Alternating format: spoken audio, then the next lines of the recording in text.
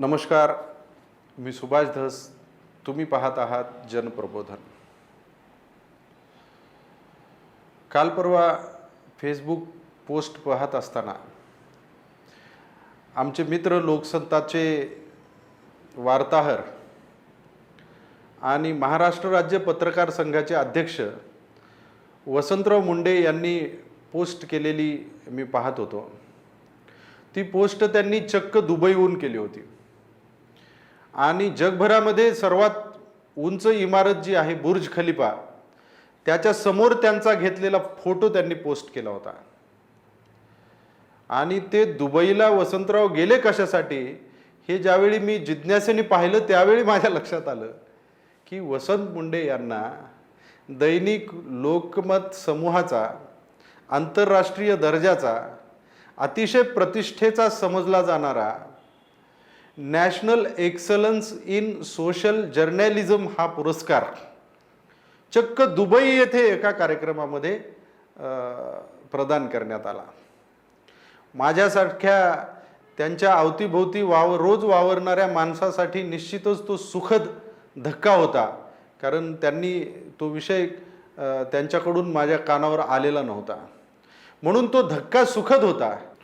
हा सुखद धक्का बसलेला असतानाच वसंत मुंडे यांची 20 वर्षाची पत्रकारितेची कारकीर्द माझ्या डोळ्यासमोर चमकली आणि मग जनप्रबोधनच्या माध्यमातून त्यांची ही कारकीर्द या निमित्ताने सगळ्या जनतेच्या समोर आणावी असं माझ्या मनात आलं. म्हणून आजचा हा विवेचनाचा प्रपंच आहे. तर वसंत मुंडे हे परळी तालुक्यामधले लाडझरी नावाचं छोटंसं गाव आहे.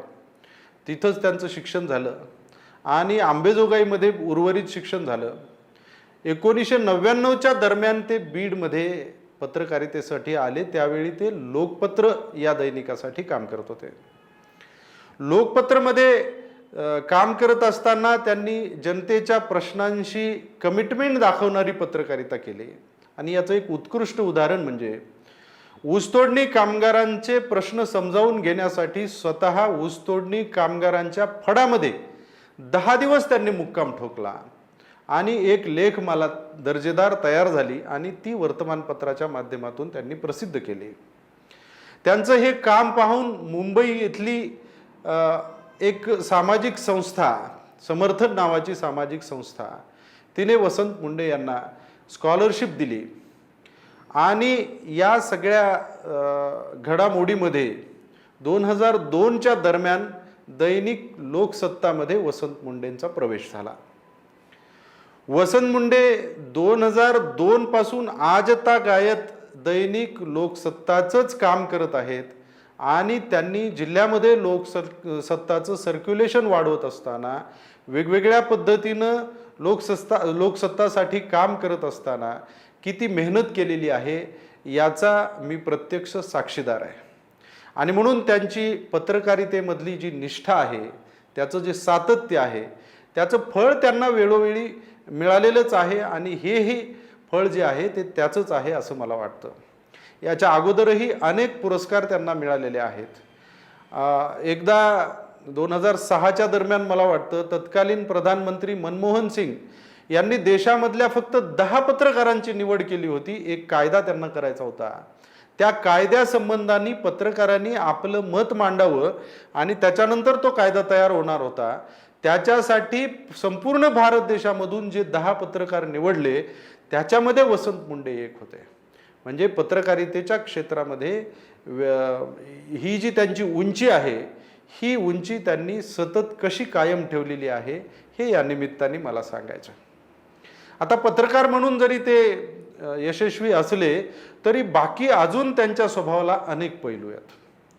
खरं म्हणजे मुंडे हे नाव आणि नेतृत्व हा विषय तसा समानार्थीच वाटतो. गोपीनाथ मुंडे असतील, पंकजा मुंडे असतील, धनंजय मुंडे असतील, प्रशासनाच्या क्षेत्रामध्ये तुकाराम मुंडे असतील आणि आता पत्रकारितेच्या क्षेत्रामध्ये हे वसंत मुंडे. म्हणजे मुंडे नावाला साजेसं काम त्यांचं आहेच आहे. तर त्याच्यामध्ये त्यांचा जो नेतृत्वाचा पैलू दडलेला आहे तो विषय या ठिकाणी मला महत्त्वाचा वाटतो. पत्रकार केवळ नसणं, पत्रकारांचा नेता असणं ही बाब मी पण पहिल्यांदाच माझ्या अवतीभोवती बघतोय. पत्रकारांसाठी नेतृत्व एखाद्या राजकीय पुढाऱ्यांनी केलं असेल, पण पत्रकारांनी पत्रकाराचं एवढ्या मोठ्या प्रमाणावर नेतृत्व करण्याचा हा पहिलाच प्रयत्न असावा असं मला वाटतं. विशेषतः ज्यावेळी कोरोना काळामध्ये पत्रकारांना अडचणी आल्या, गरिबांसारखं त्यांना कुठे काही मदती मागता येत नव्हत्या, आणि त्यावेळी पत्रकार अतिशय हालाकीच्या परिस्थितीमध्ये असताना त्यांनी डोनर गाठले आणि त्या डोनरच्या माध्यमातून पत्रकारांना व्यक्तिगत मदती करण्याचं काम वसंत मुंडेंनी केलं. सर्वसामान्य माणसांनाही मदत केली, त्यानंतर सरकारलाही मदत केली. स्वतःच्या संघटनेच्या माध्यमातून प्रत्येक जिल्ह्यामध्ये एक ॲम्ब्युलन्स त्यांनी दिली आणि त्या ॲम्ब्युलन्समुळं कितीतरी रुग्णांचे प्राण वाचले. आणि म्हणून कोरोनाच्या काळामध्ये त्यांनी जे काम केलेलं आहे त्याच्यामधून त्यांची नेतृत्व क्षमता निश्चितच लक्षात आलेली आहे. दुसरं, ते अधिस्वीकृती समितीचे अध्यक्ष आहेत आत्ता पण. तर 2015ला ज्यावेळी त्यांची नियुक्ती केली त्याच्या अगोदर वर्तमानपत्रातल्या पत्रकारांना स्वीकृत होणं म्हणजे त्याला पत्रकारितेचा दर्जा मिळणं खूप अवघड होतं, क्लिष्ट होती ती प्रक्रिया. अध्यक्ष झाल्यानंतर वसंतरावांनी ती प्रक्रिया थोडी सोपी केली आणि अधिस्वीकृती समितीचा अध्यक्ष चक्क तालुका स्तरावर गेला आणि त्या तालुक्यामध्ये प्रत्यक्ष पत्रकारांना बोलून ही अधिस्वीकृती, त्याचे फायदे त्यांना देण्याचं काम वसंत मुंडेंनी केलेलं आहे. हे उल्लेखनीय आहे. त्याच्यानंतर वर्तमानपत्राच्या केवळ पत्रकारांनाच नाही तर संपूर्ण वर्तमानपत्र सृष्टीला तिच्यामध्ये आमूलाग्र बदल घडून आणण्याचं काम देखील वसंतरावांनी केलेलं आहे. हे खरं म्हणजे त्यांच्या पत्रकारितेच्या क्षेत्रामधलं आणि संघटनेच्या क्षेत्रामधलं सर्वात मोठं यश आहे. कारण भारत देशामध्ये असा समज आहे की वर्तमानपत्र ही फुकट घेण्याची बाब आहे. ज्ञान हे फुकट घेतलं पाहिजे, दिलं पाहिजे, अशा पद्धतीची मान्यता असल्यामुळं वर्तमानपत्र नॉमिनल चार्जेसमध्ये विकली जातात आणि त्यामुळेच वर्तमानपत्राचा जो व्यवसाय तो डबघाईला आलेला आहे. उत्पादन किंमत समजा 10 रुपये वर्तमानपत्राची असेल तर त्याची विक्री किंमत फक्त 3 रुपये आणि उरलेला 7 रुपयाचा तोटा हा भरून काढता काढता वर्तमानपत्राचे मालक डबघाईला आलेले असतात. त्याच्यामधून मग पत्रकारांना मानधन देणं शक्य होत नाही आणि पूर्णवेळ पत्रकारितेचा व्यवसाय स्वीकारणाऱ्या पत्रकारांना मग अनेक दुसऱ्या गोष्टी पर्यायानं स्वीकाराव्या लागतात, नको असलेल्या गोष्टी पुढे येतात. ही गोष्ट बरोबर वसंतरावांनी ओळखली आणि वर्तमानपत्राला सर्व आवाहन केलं की आपापल्या किमती वाढवा. त्यांनी चक्क पाकिस्तानमध्ये तो डॉन जो पेपर आहे तो 100 रुपयाला मिळतो. प्रगतिशील देशामध्ये वर्तमानपत्राच्या किमती आणि भारतातल्या वर्तमानपत्राच्या किमती ह्या ज्यावेळी त्यांनी मोठ्या संपादकांच्या आणि मालकांच्या नजरेला आणून दिल्या त्यावेळी त्या सगळ्या लोकांनी अतिशय सकारात्मक प्रतिसाद दिला आणि हळूहळू महाराष्ट्रातल्या वर्तमानपत्राच्या किमती वाढू लागलेल्या आहेत आणि त्या वर्तमानपत्राच्या छापणाऱ्यांना परवडू लागलेल्या आहेत आणि याच्यामुळे वर्तमानपत्राच्या उद्योगाला देखील निश्चितपणे मदत झालेली आहे. हे नेता या दृष्टीनं वसंतरावांनी केलेलं काम आहे. वसंतरावचा दुसरा एक महत्त्वाचा पैलू जो मला माहीत आहे ते म्हणजे पत्रकार तर आहेतच, पण त्याच्याबरोबर सामाजिक कार्यकर्ते सुद्धा आहेत. बीड जिल्ह्यामध्ये बऱ्याच सामाजिक संस्था वेगवेगळ्या ठिकाणी काम करतात. HIV बाधित मुलांसाठी एक संस्था पालीला काम करते, आमचे मित्र दत्ता बारगजे चालवतात. त्यानंतर आर्वी येथे शांतीवन नावाचा प्रोजेक्ट मुलांना म्हणजे आत्महत्याग्रस्त शेतकऱ्यांच्या मुलांना शिकवण्याचं अतिशय चांगलं काम दीपक नागरगोजे करतायत. अशा 2-4 संस्था ज्या जिल्ह्यामध्ये काम करतात त्यांना प्रत्यक्ष डोनर शोधून 3 कोटी रुपयापेक्षा जास्त पैशाची मदत ही वसंतरावांनी स्वतः केलेली आहे. म्हणजे सामाजिक भान असणारा पत्रकार जर त्यांनी त्याच्या क्षमता वापरल्या तर समाजाच्या किती उपयोगी पडू शकतो हे या वसंत मुंडे यांच्या माध्यमातून आपल्याला समजेल. तसं नेते स्वतःच्या वाढदिवसाच्या निमित्तानं रक्तदान वगैरे अशा पद्धतीची वेगवेगळी लोकोपयोगी शिबिरं करत असतात. पत्रकारांनी फारशी केलेली मला माहीत नाहीत, परंतु वसंत मुंडेंनी मोठा विक्रम केला की स्वतःच्या वाढदिवसानिमित्त पत्रकारांना आवाहन केलं की तुम्ही रक्त द्या, आणि चक्क 1,500 बॅगा ह्या रक्ताच्या पत्रकारांनी जमा करून सरकार दरबारी दिल्या, दवाखान्यांना दिल्या. म्हणजे एवढं मोठं काम त्यांच्या त्या माध्यमातून झालेलं आहे. वेळोवेळी पत्रकारांना आवाहन केलं, जनतेला आवाहन केलं, त्याच्यामधून अनेक लोकांनी देहदानाचा संकल्प केलेला आहे, अनेक लोकांनी नेत्रदानाचा संकल्प केलेला आहे. म्हणजे अशा पद्धतीनं वेगवेगळ्या सामाजिक कामांना वसंतरावांनी गती दिलेली आहे. हा त्यांचा सामाजिक कार्यकर्ता असा जो पैलू आहे तो देखील उघड करणं या निमित्तानं महत्त्वाचं ठरतं. त्यानंतर ज्या पायावर वसंत मुंडे आधारलेले आहेत तो पाया आहे जर्नलिझमचा, पत्रकारितेचा. तो पत्रकारितेचा विषय त्यांनी किती मन लावून केलेला आहे हे देखील समजून घेणं महत्त्वाचं ठरतं. सुरुवातीलाच मी म्हटल्याप्रमाणे ऊसतोडणी कामगारांच्या बरोबर असणारी त्यांची सहानुभूती आणि त्यांचा कणव याच्या माध्यमातून ते सतत त्यांच्या संपर्कात असतात. पूर्वी तर 10 दिवस त्यांच्याबरोबर राहिले, अजूनही संप असला की 2-4 दिवस ते त्यांच्याबरोबर फिरत असतात. त्याचबरोबर वर्तमानपत्रामध्ये जे लिहिले जाणारे विषय आहेत ते विषय कसे असावेत हे वसंत मुंडेकडून शिकलं पाहिजे. म्हणजे केवळ समाजामध्ये जे घडतंय त्याच्या बातम्या देणं इतक्यापर्यंत ते मर्यादित राहिले नाहीत, तर समाजामध्ये जे घडायला हवं याचं शिक्षण त्यांनी त्यांच्या बातम्यांच्या माध्यमातून दिलेलं आहे.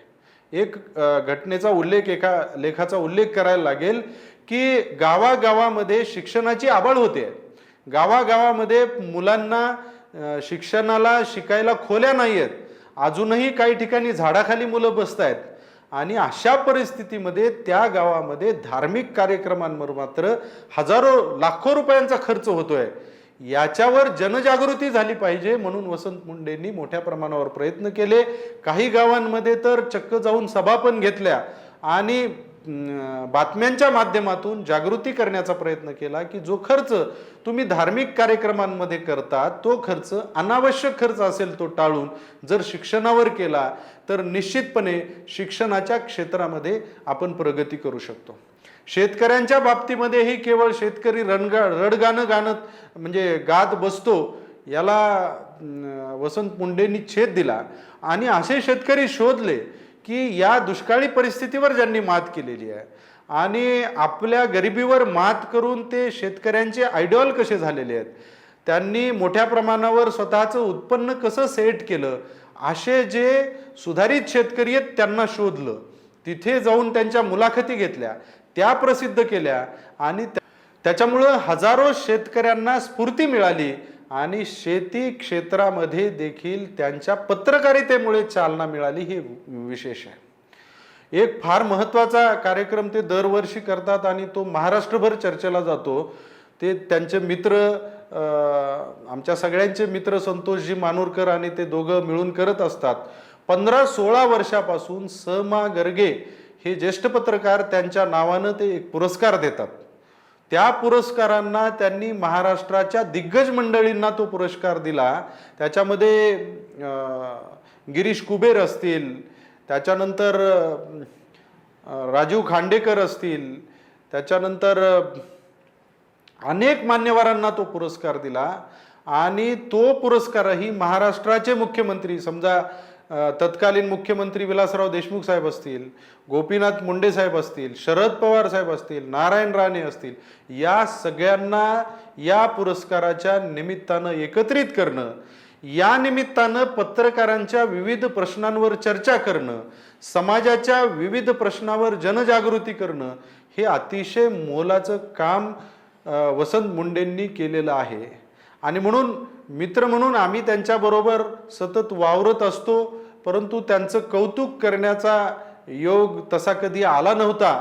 या निमित्तानं निश्चितपणे त्यांचं जितकं कौतुक करावं तेवढं कमीच आहे. वसंत मुंडे यांचं जे वय आहे हे वय अतिशय कमी असल्यामुळं अजून त्यांना खूप पुढे जाण्यास वाव आहे. तर पुढच्या आयुष्यामध्ये ते निश्चितपणे अशाच पद्धतीनं मोठ्या वेगानं पुढे जातील अशी अपेक्षा आपण करू. तशा त्यांना शुभेच्छा देऊ. धन्यवाद.